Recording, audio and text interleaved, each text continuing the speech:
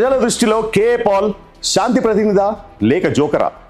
ఆయన ఒక రాజకీయ, సామాజిక మరియు ఆధ్యాత్మిక రంగాల్లో చర్చనీయాంశంగా మారిన వ్యక్తి.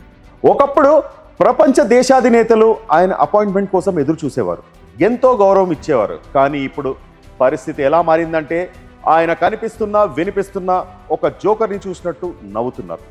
అసలు కథేంటి? షార్ట్ అండ్ కంప్లీట్గా ఈ ఎపిసోడ్లో తెలుసుకుందాం. హాయ్, హలో, నమస్తే, నేను మీ Dev. Welcome back to point blank with Dev. KA Paul ఒకప్పుడు ప్రపంచ దేశాధినేతలు ఈయన అపాయింట్మెంట్ కోసం వెయిట్ చేసేవాళ్ళు. బట్ ఈ మధ్య ప్రజల మధ్యలో కాకుండా ఎప్పుడు వార్తల్లో ఉంటున్నారు. కేఏ పాల్ తనని తాను ప్రపంచ శాంతి ప్రతినిధిగా చెప్పుకోవడం చాలాసార్లు విన్నాం. బట్ రీసెంట్గా ఒక తుస్సుమన్న బాంబ్ లాంటి వార్తతో స్టేజ్ ఎక్కారు. విషయం ఏంటంటే భారత్ పాకిస్తాన్ మధ్య యుద్ధం నేనే ఆపానని చెప్పడం. వినడానికి ఎలా ఉందో ఈ షో చూస్తున్న వ్యూవర్సే చెప్పాలి.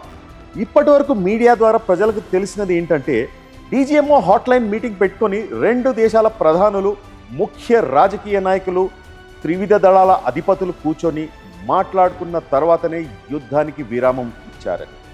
బట్ సడన్గా కేఏ పాల్ సీన్లోకి వచ్చి నేనే యుద్ధం ఆపాను, ట్రంప్ సోది చెప్తున్నాడు అనేసరికి ప్రజలకు పెద్ద డౌట్ వచ్చేసింది. ఫ్యూజులు పోయింది మాకా, కేఏ పాల్కా? చాలా సందర్భాల్లో నిజానికి కేఏ పాల్ మాటలకి పొంతన ఉండదు. ఇంకో విషయం వింటే నాకే మైండ్ బ్లాక్ అయిపోయింది. యుద్ధం గురించి దేశాధినేతలతో మాట్లాడుతున్నప్పుడు ఫోటోలు తీస్తారు కదా ఫోటోగ్రాఫర్స్, ఆ ఫోటోలు బయటికి రాకూడదని వారు తనకు ప్రైవేట్గా ఫోన్ చేసి రిక్వెస్ట్ చేశారని చెప్పడం. ఈ మాటలు నాకు చాలా సందేహాస్పదంగాను అండ్ హాస్యాస్పదంగాను ఉన్నాయి.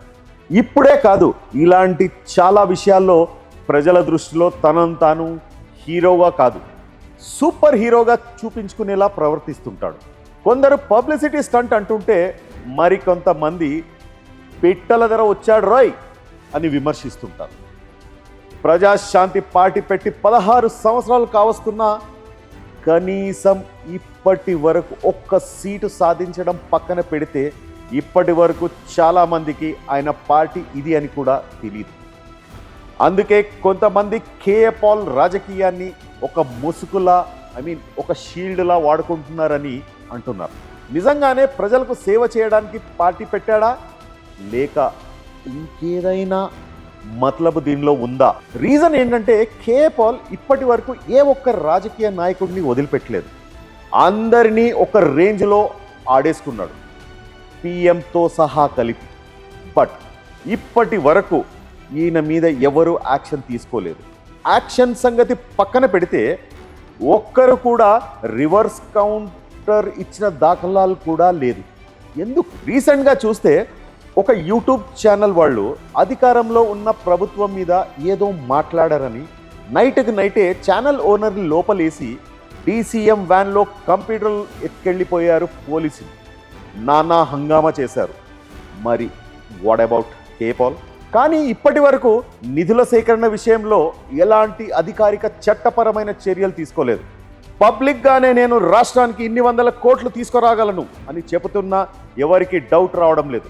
ఆర్ ఎల్స్ ఈ బడా నాయకులకు ఈయన ఏమైనా బినామీగా ఉన్నాడా?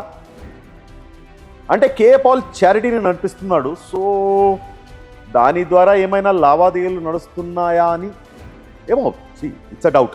ఇలా చెప్తున్నందుకు నన్ను ఏమీ వేసుకోవద్దు మీరు. ఈ డౌట్ కొంతమందికి ఉన్నా బయటికి ఎక్స్ప్రెస్ చేయలేని అండ్ అన్ఆన్సర్డ్ క్వశ్చన్. ఫైనల్గా నేను చెప్పేది ఏంటంటే, మొదటిగా ఏ నాయకుడైనా ప్రజల జీవితాల్ని, దేశ సంక్షేమాన్ని ముందుగా ఆలోచించాలి. కానీ కేఏ పాల్ మాత్రం తన ప్రచారం కోసం, తన పేరు చాటుకోవడానికి ఎప్పుడూ తనను తాను హీరోలా, ఆపద్ బాంధవుడిలా చూపించుకునే ప్రయత్నం చేస్తాడు. ఇది బలహీనత కాదు, ఇది అసమర్థత.